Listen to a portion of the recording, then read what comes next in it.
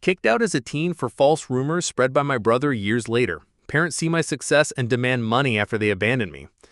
I am a 28-year-old female with a twin brother. Growing up, my twin brother and I experienced very different treatment from our parents. My parents genuinely seemed convinced for some reason that my brother was destined for greatness, while I was the so-called black sheep.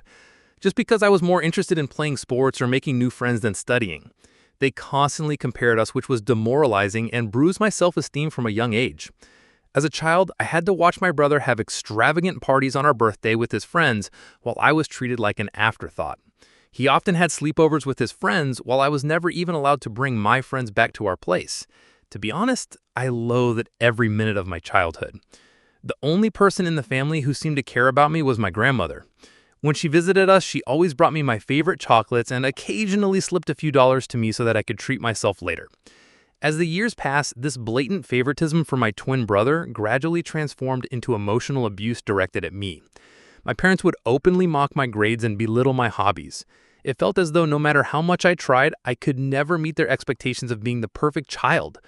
Although I was good at sports, they barred me from participating in extracurricular activities as they wanted me to concentrate only on studies, just like my brother. It was frustrating and I felt helpless as a child. Later in my sophomore year, I got grounded yet again, and this time the crime, having Snapchat on my phone. I had done absolutely nothing wrong, except like all teenagers at my age, I had downloaded this app to stay connected with my friends. However, according to my parents, this was a huge crime and a breach of their trust as they had forbidden me from communicating with my friends. They went batshit crazy on me and threw all my stuff around the room. They then took the doors off my hinges and told me that I would have no privacy as long as I lived under their roof. Watching my parents abuse me this way, my twin brother, instead of supporting me, made my life worse. The toxic environment created by our parents' unjust actions allowed him to exploit the situation to his advantage. He adopted a pattern of lying about me, falsely accusing me of things I never did, so that he could get away with everything. If he stole something, he'd effortlessly shift the blame to me, and my parents, already inclined to believe the worst about me, readily accepted his lies. He would demean me in front of my friends at school and would make fun of my appearance. Despite this, I had a wide circle of friends at school because I was approachable and open to making connections. My twin, however, struggled socially, and he started to resent that I could talk to people while he, as an introvert, felt awkward. This jealousy reached a boiling point during our 14th birthday party when no one showed up for him on his birthday. I have no idea why his friends did that to him, but in stark contrast, my friends took me out for ice cream and I had an overall wonderful day. This infuriated my brother further to take revenge. My brother began to spread false rumors at school about me, where he would portray me as a spoiled brat. He would falsely tell everyone that I was allegedly physically abusing him at home since our parents loved him more. Unbeknownst to me, he took things to a disturbing level. To fabricate evidence, he would punch himself, purposefully inflicting injuries like a black eye or a bruised shoulder. The next day, he would confidently walk into school displaying the self-inflicted injuries as proof of my supposed violence and make up stories. Whenever our parents questioned him about the injuries, he would lie, saying that it was due to innocent activities like playing football with his friends.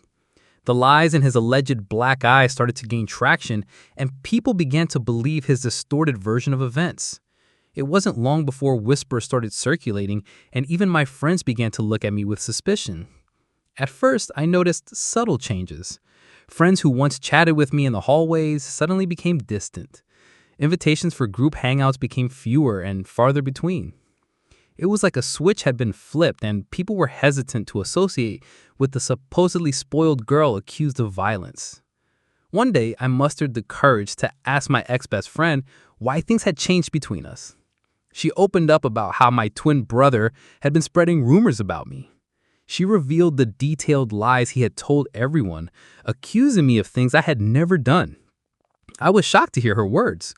The feeling was a mix of disbelief and betrayal, as if the ground beneath me had given way. My brother, someone I grew up with, was spreading lies about me, accusing me of things I would never even dream of doing. It was a betrayal that cut deep, leaving me with a knot in my stomach and a heavy heart. I confronted my brother the day after school, but he chose to ignore me. I begged him to stop lying about me, but he smirked at me and told me that I deserved to rot alone. I was at a loss for words because his lies and behavior were starting to scare me. I wanted to talk to my parents, but I was afraid that they would believe my brother over me. The isolation stung, especially because I had always been open to making friends. It felt like my brother's jealousy fueled lies were tearing down the connections I had built over the years. Teachers, too, began to catch wind of the rumors. It was a surreal experience, as if I were living in a parallel reality where my true self was overshadowed by the malicious stories spun by my own twin. The lies had grown beyond mere teenage gossip. They were now shaping how people truly perceive me. The nasty rumor quickly reached my principal's ears, and then my worst nightmare came true. The principal immediately called me and my brother into his room, as well as our parents, so we could discuss these alleged rumors. I sat there, heart pounding as the principal demanded the truth. I hoped my brother would finally come clean, but instead he doubled down on the lies. He straight up told the principal that, yeah, the rumors were true, and painted me as this bully who went around beating him up when our parents weren't around. I couldn't believe it. Shock washed over me as my brother continued spinning this twisted story about how I was angry at him for getting more love from our parents. It was all a bunch of lies, but he stuck to his story like glue. My mom began to cry, hearing my brother's story, holding on to my brother like he was some kind of hero. My dad tried to comfort my brother, telling him that it was brave for him to speak up and that he was not going to make sure that nothing would ever happen to him. After that day, I tried to defend myself, pleading with the principal that it was all made up. I felt like I was drowning in a sea of accusations, desperately trying to swim to the surface. But my brother kept at it, insisting that I was this angry, violent person, taking out my frustrations on him every day. My mom's tears kept coming as she held on to my brother, giving me accusing looks. It was like fighting against a wall of belief in my brother's made-up story. My principal reprimanded me strongly, saying the school didn't tolerate bullying, and these were grounds to suspend me. I pleaded with him not to suspend me, but he shook his head, saying he couldn't just let it slide. I begged him, tears streaming down my face, trying to tell him that I didn't do anything to my brother. The principal firmly told me that I would be suspended for 10 days, so others see this as an example to never bully anyone. It hit me hard, and I started crying even more, practically begging him to reconsider. My parents, angry and embarrassed by the whole situation, dragged me out of the principal's office. I didn't want to leave. I wanted to plead my case and make them understand, but they were having none of it. We left the school, my heart heavy with frustration and humiliation. When we got home, things took a drastic turn. My dad started packing up my stuff. Out of the blue, I was shocked, confused, and had no idea what was happening. My mom asked him what he was doing, but he just shouted that he couldn't let me live in the same house as my brother anymore. I was crying, practically on my knees, and pleaded with my brother to tell them the truth. But he stayed cold, unmoved by my emotions. My dad continued packing my things and then threw the suitcase into our foyer. I clung to my dad's legs, still begging him not to throw me out. It was like a nightmare unfolding. He told me that a bully like me didn't deserve to live in his house and that he would ask his mother, my grandmother, to come and pick me up if she wanted to do that. It felt like the world had crumbled beneath me. I stood there in shock, surrounded by my belongings scattered in the foyer, kicked out of my own home. Eventually, my grandmother did show up. She gathered all my things and helped me place them in the car. Helping me into the passenger seat, she made sure I had my seatbelt on before walking towards my parents' front door. She rang the doorbell, and when my dad opened the door, she started to yell at him for treating me this way. With stern determination, she warned him that if he ever approached me or tried to contact me again, she wouldn't hesitate to involve the police or the CPS, since what he had done to a child like me could potentially wind up with him in jail. My mother, attempting to deflect blame, told her that it was my fault. However, my grandmother wasn't having any of it. She stood her ground defending me, emphasizing that I was just a child who didn't deserve to be treated in such a heartless manner. That was the first time in my life I felt how powerful my grandmother was. She didn't cower down to my parents, and unlike what they believed, she trusted me. Eventually, we drove away, leaving behind my home, the only place I had ever grown up in. I can't even begin to put into words how indescribable the pain I felt during that time. I remember just crying on the bed and not eating anything, despite how much my grandmother urged me to. I told her what my brother had done, and she was shocked as well. She assured me that she believed my side of the story, and I was happy that I at least had one person who had my back. Whispers and sidelong glances, the weight of the false accusations continued to linger in the air. Meanwhile, my brother blatantly ignored me and acted like I didn't exist. He had become friends with the few people who believed his side of the story and saw him as the victim of my attacks. No matter how much I tried to tell my side of the story to anyone, it fell on deaf ears.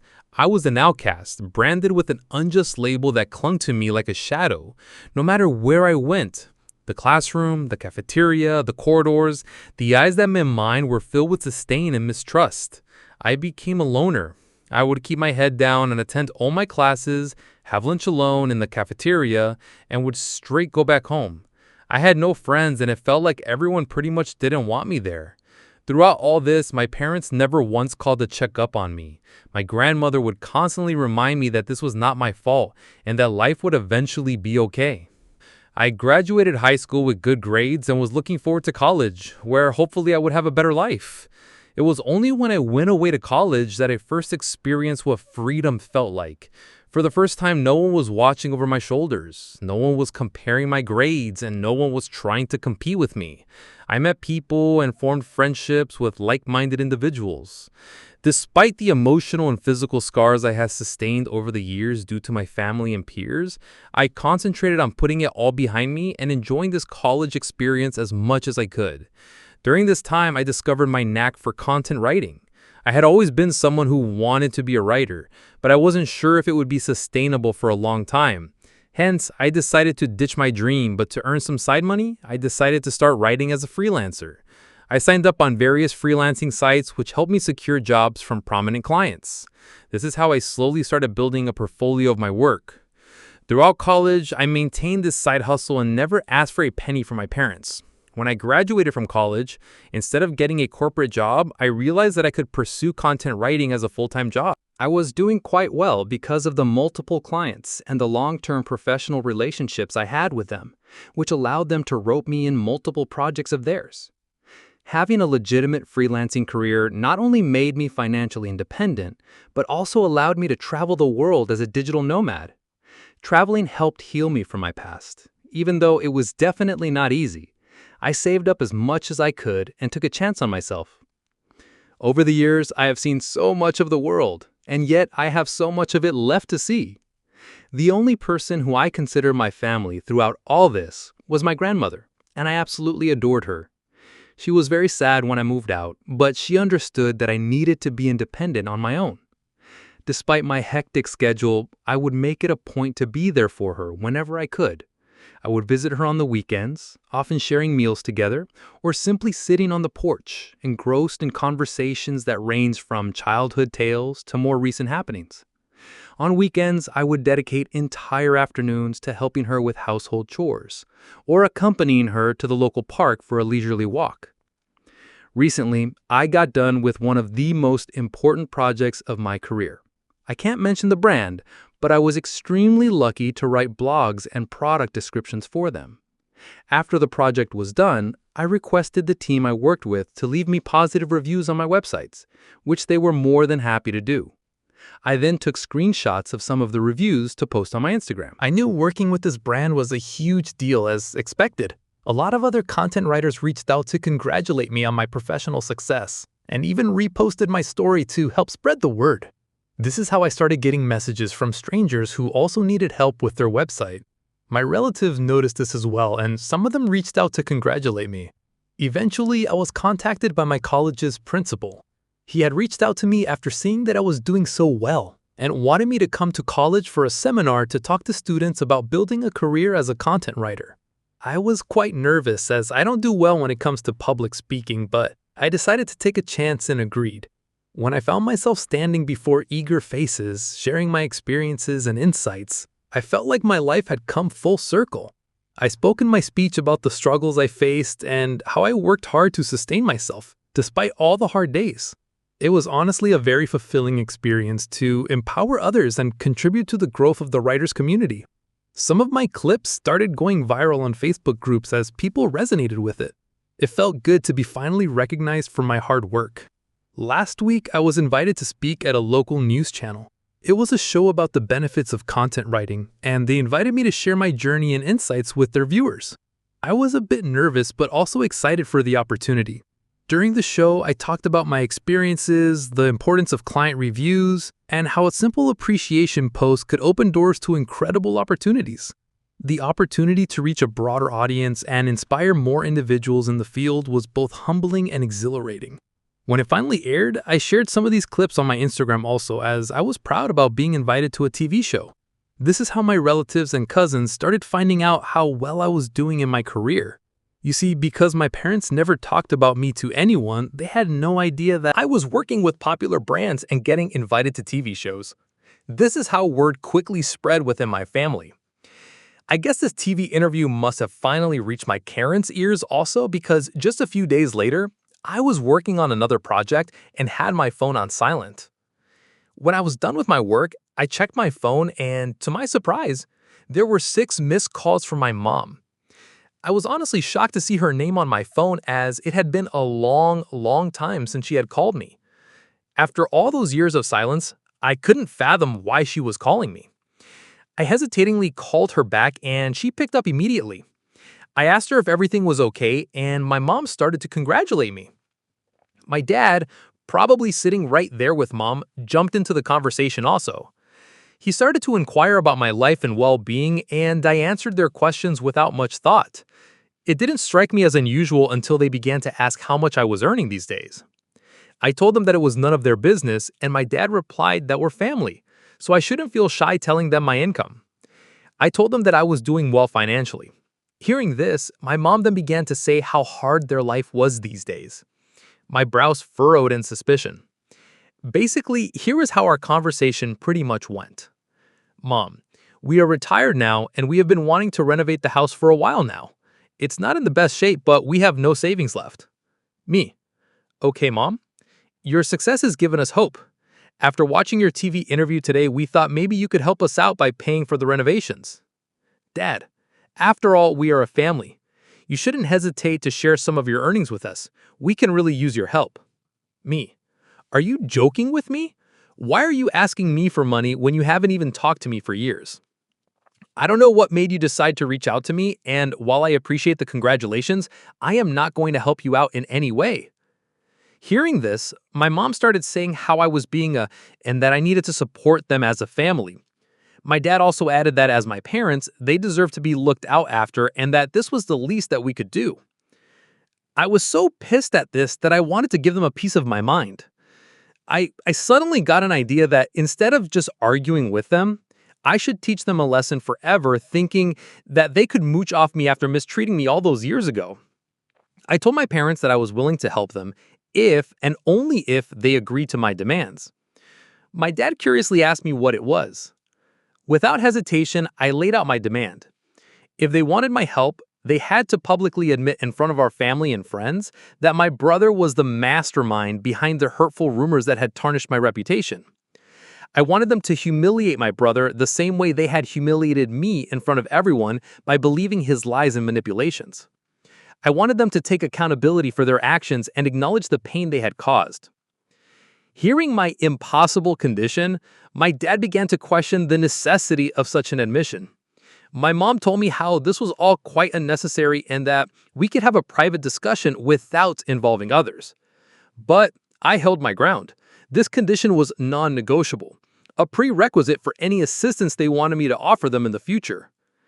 As the tension escalated, my dad raised his voice, asserting his role as my father, and started to emphasize that it was my duty to help my family in need.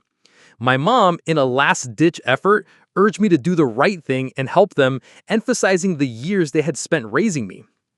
I couldn't help but find irony in their sudden appeal. I reminded them of the past, of the fact that they had kicked me out and it was my grandmother who raised me, not them. They started to get more and more agitated, but I told them firmly that if they wanted to establish contact with me and seek my financial assistance from now on, then the truth needed to be acknowledged publicly and my brother needed to face consequences for his actions.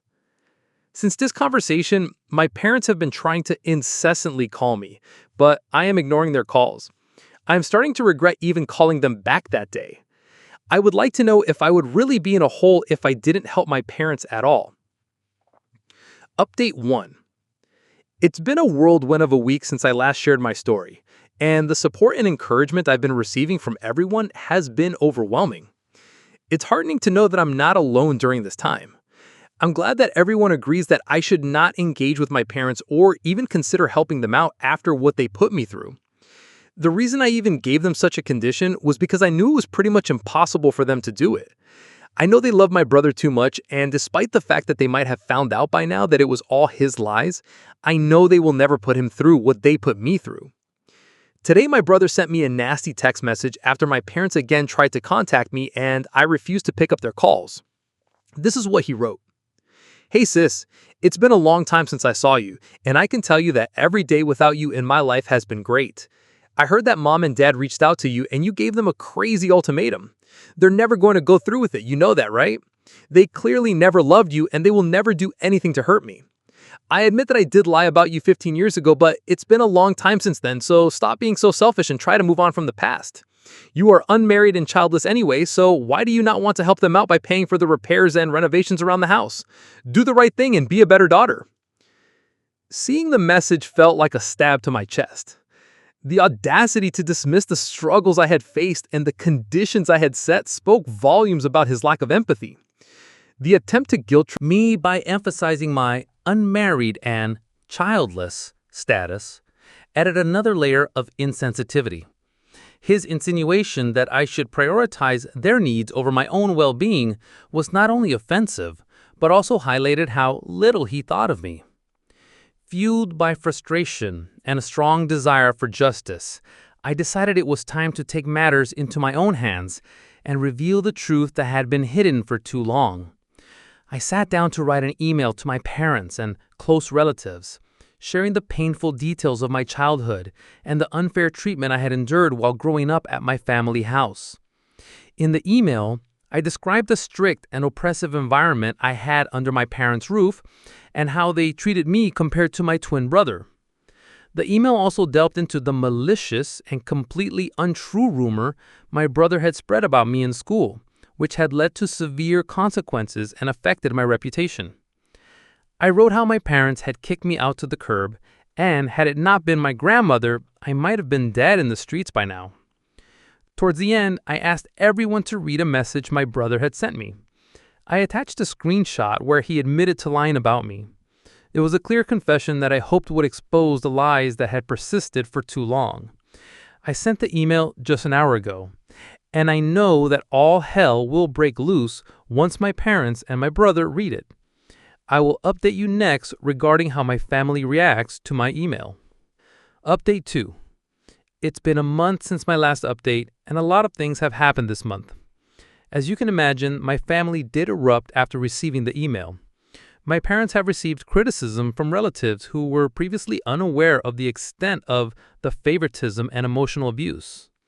A lot of the family members reached out to me telling me that they had no idea about all this and apologized to me for not being there for me. My brother and my parents sent me a barrage of text messages that were starting to get more abusive and violent. So I decided to reach out to a lawyer who sent them a notice of cease and desist.